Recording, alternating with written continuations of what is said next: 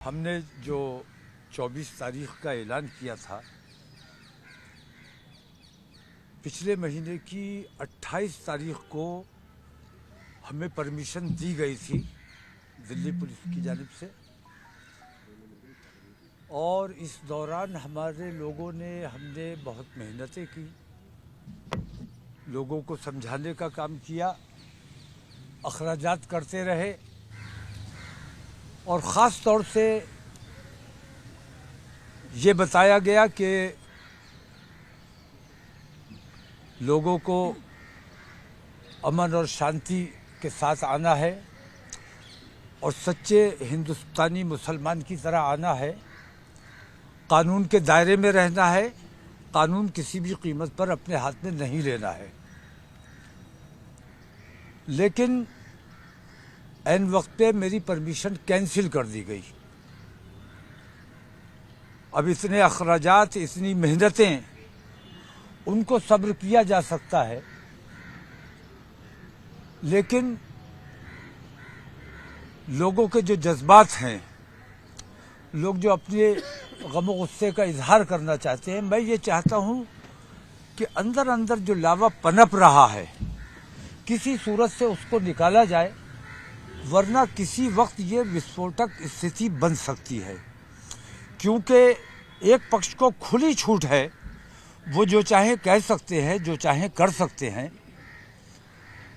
बाकी तमाम लोगों को परमिशन वो लोग मांगते भी हैं या नहीं मांगते हैं मुझे पता नहीं, उनके प्रोग्राम होते हैं और उनमें जहर उगला जाता है, नफरतों का माहौल बनाने की कोशिश की जाती है। और हम जो अमन पसंद लोग हैं, जो अपने देश की बात करते हैं, एकता और भाईचारे की बात करते हैं, उनकी परमिशन को इस तरह रद्द कर दिया जाता है। ये मैं समझता हूँ कि लोकतंत्र की हत्या है। और हुकूमत ख़ास तौर से पूरे हिंदुस्तान को ये मैसेज देना चाहती है कि हुकूमत मुसलमानों के ख़िलाफ़ काम कर रही है। जिस तरह एक रहो सेफ रहो वाला नारा उनका आया और उसके साथ जो पोस्टर आया जिसमें सभी धर्मों की और सभी बिरादरियों की दाढ़ियाँ, टोपियाँ, पगड़ियाँ थीं मुसलमानों के अलावा, तो वो ये एक मैसेज देने की कोशिश कर रहे हैं। और बड़े दुर्भाग्य की बात यह है कि हुकूमत जिसको सबको साथ लेकर चलना चाहिए वो ये काम कर रही है। ये हमारे देश के लिए बहुत ख़तरनाक बात है। तो इस वक्त मैं सिर्फ इतना अर्ज़ करना चाहता हूँ कि अपने लोकतंत्र की हिफाजत के लिए, अपने संविधान की हिफाजत के लिए हमने जो ऐलान किया था,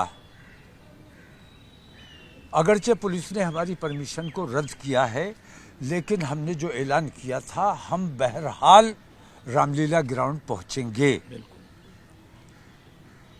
और तमाम लोगों से मैं ये अपील करता हूँ कि जिन लोगों ने रामलीला ग्राउंड पहुँचने का इरादा किया है, वो अपने उस इरादे पर कायम रहें। तमाम लोगों को रामलीला ग्राउंड पहुँचना है, लेकिन कानून किसी भी हालत में अपने हाथ में नहीं लेना है। पुलिस से मज़ाहिमत बिल्कुल नहीं करनी है।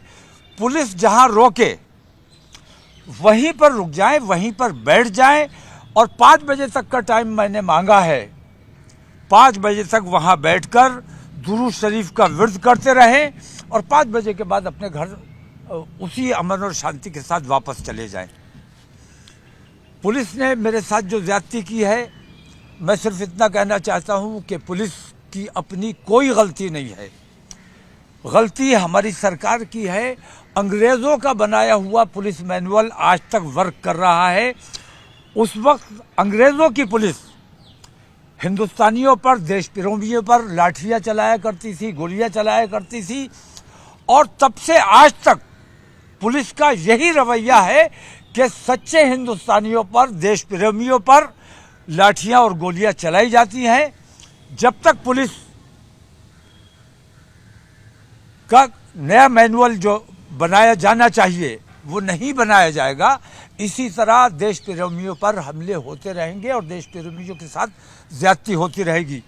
हम अल्हम्दुलिल्लाह उस वक्त भी हम पुलिस के जुल्म सितम का शिकार थे, जो अंग्रेज़ों की पुलिस थी।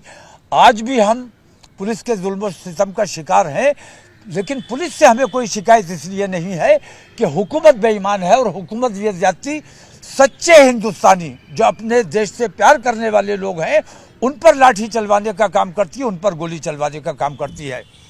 तो इतवार को बहरहाल मुझे रामलीला ग्राउंड पहुंचना है। लाठी चल सकती है, लाठी चले, मुझे कोई परवाह नहीं है, मुझे बहरहाल जाना है। गोली चला सकते हो, गोली चलाओ, मुझे कोई परवाह नहीं है। अल्हम्दुलिल्लाह हम हक के लिए जीने और मरने वाले लोग हैं। गिरफ्तार करने से अगर तुम्हारा काम चलता है, मैं गिरफ्तारी देने के लिए तैयार हूं, लेकिन जो ऐलान किया है उससे इंशाल्लाह एक कदम भी पीछे हटाने के लिए मैं तैयार नहीं हूं। बहुत शुक्रिया। सर, संभल वाले इशू पर आप क्या कहेंगे जो पूरा चल रहा है? संभल वाले इशू पे मुझसे ज़्यादा मैं समझता हूं कि हिंदुस्तान के संविधान में यकीन रखने वाले हिंदुओं को सवाल उठाना चाहिए। हिंदू समाज की ये बड़ी जिम्मेदारी है कि एक्ट की मौजूदगी में एक्ट की खिलाफ वर्जी की जाती है। अगर अदालतों से लोगों का भरोसा उठ गया तो मैं समझता हूं कि हिंदुस्तान में जंगल राज कायम होने से कोई नहीं रोक सकता। और आज मैं ये महसूस कर रहा हूं कि एक दिन बाद चुनाव था, एक दिन पहले ये फैसला आने का मतलब ये है कि आप सिर्फ राजनीतिक लाभ लेने के लिए आपने ये काम किया। और सबसे बड़ा अन्याय ये कि कोई भी याचिका जाती है तो पहले याचिका स्वीकार की जाए या ना की जाए, पहले इस पर विचार किया जाता है, उसके बाद तारीख डाली जाती है, दूसरे पक्ष को नोटिस जारी किया जाता है। ऐसा कुछ नहीं हुआ। उसी वक्त याचिका दाखिल की गई, उसी वक्त कबूल कर ली गई, उसी वक्त उस पर ऑर्डर कर दिया गया और प्रशासन तैयार बैठा था कि जैसे ही ऑर्डर आएगा संभल की मस्जिद में जाके सर्वे करना शुरू कर देंगे।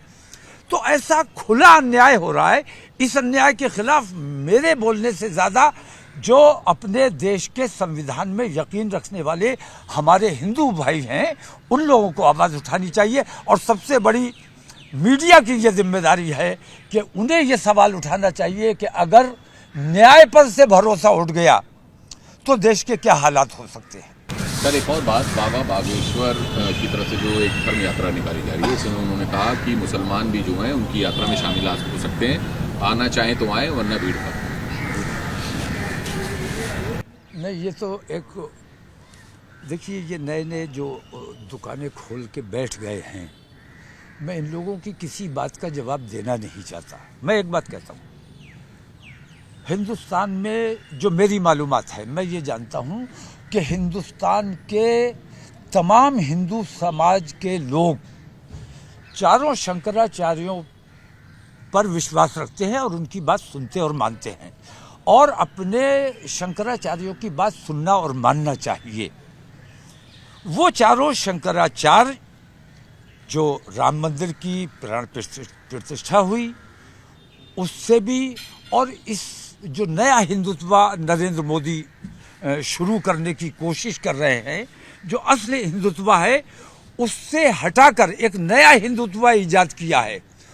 वो हिंदुत्व जो है वो मेरे लिए नुकसानदेह नहीं है, मेरे देश के लिए नुकसानदेह है, मेरे हिंदू समाज के लिए नुकसानदेह है। तो हिंदू समाज को खास तौर से इस तरफ तवज्जो देनी चाहिए कि 14 से पहले जो हिंदुत्व हुआ करता था उसमें और आज के हिंदुत्व में कितना फर्क आया है। ऐसा ही एक ज़माने में हुआ था जब अकबर राजा थे भारत के, उन्होंने भी एक नया धर्म चलाने की कोशिश की थी, तो उस वक्त मुसलमानों ने उनकी मुखालफत की थी। हुकूमत के खिलाफ आवाज़ उठाना हर एक के बस की बात नहीं होती, लेकिन जब धर्म पे बात आती है तो लोगों को खड़े होना पड़ता है। और अकबर बादशाह की उन्होंने जो नया धर्म दीन इलाही शुरू किया था, तो तमाम जो हमारे धर्मगुरु थे उस वक्त उन्होंने उनके खिलाफ आवाज़ उठाई और उनकी उस कोशिश को नाकाम किया। मैं समझता हूँ तारीख ने इस वक्त अपने आप को दोहराया है। चारों शंकराचार्यों ने ये जो नया हिंदुत्व राइज करने की कोशिश की जा रही है इसके खिलाफ आवाज़ उठाई है।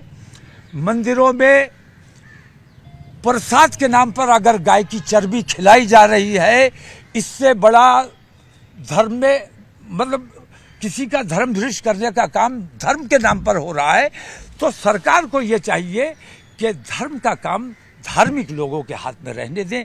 मस्जिद हमारे उलमा देखेंगे, हमारे अइम्मा देखेंगे, मंदिर उधर के धर्मगुरु, उधर के पुजारी हजरात के हाथ में उसका इंतजाम रहना चाहिए। सरकार का काम देश चलाने का है, धर्म में मदाखलत करने का काम सरकार का नहीं है।